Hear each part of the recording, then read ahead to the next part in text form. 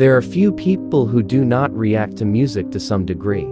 The power of music is diverse, and people respond in different ways. To some, it is mainly an instinctive, exciting sound to which they dance or move their bodies.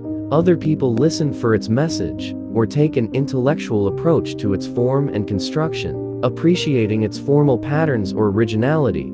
Above all, however, there can be hardly anyone who is not moved by some kind of music. Music covers the whole gamut of emotions. It can make us feel happy or sad, nostalgic or energetic, and some music is capable of overtaking the mind until it is oblivious to all else. It works on the subconscious, creating or enhancing mood and unlocking deep memories. Music is intimately bound up with important events in all our lives. There is hardly a ceremony, whether personal or national, that is not accompanied by music. It may be as simple as the nightly ritual of a mother singing her baby to sleep, or as formal as the playing of a national anthem. It may be a spontaneous outpouring of mass emotion, such as the spectators singing before a football game, or it may be a highly wrought and carefully rehearsed performance of massed bands or choirs at a great state wedding or funeral. The history of music is a part of the history of humanity. Ethnographic studies of ritual among primitive societies have provided plenty of evidence to show that music making is a basic and universal instinct. Because it is not a concrete art form, we can have no knowledge of what music sounded like in the centuries before.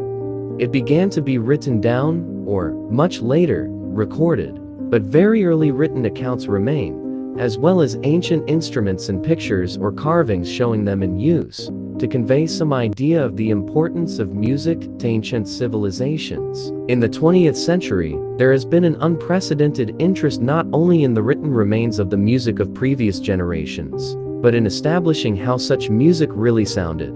As recently as the 18th century, musicians were expected to provide only new works for concert audiences, whereas modern music lovers are avid for music from all historical periods, often performed on instruments and in styles that attempt to recreate the effect intended by the composer. There are many ways in which we try to understand the lives of previous generations in order to set our own lives in a secure context, and music is a powerful way of evoking the past. At the same time, musicians are constantly seeking new forms of expression. As in every other contemporary art form, originality is highly prized in music, and every new development in technology is explored by both composers and players. Recording techniques have made all forms of music instantly available to a universal audience, but have not diminished the demand for live performance on a wider range of instruments than ever before. Thank you for watching. If you enjoyed this audiobook, don't forget like, comment, share, and subscribe. See you next episode.